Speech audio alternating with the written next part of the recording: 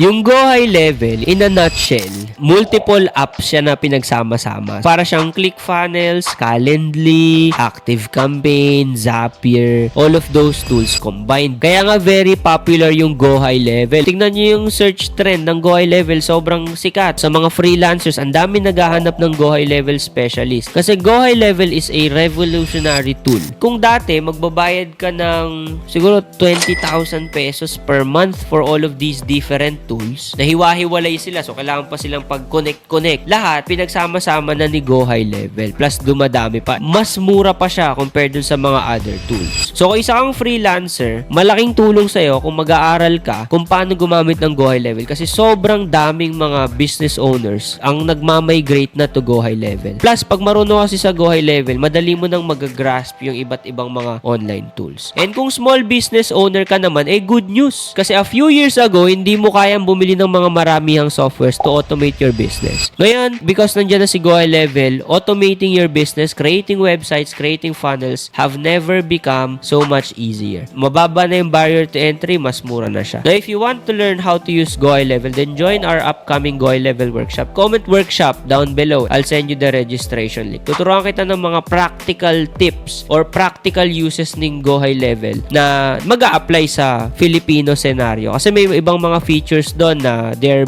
built for foreign, sa US lang gumagana, sa Australia. So, iskipan na natin yung mga features na yun, and we will just focus entirely on the lessons na magagamit ng isang small business owner or ng freelancer dito sa Pilipinas.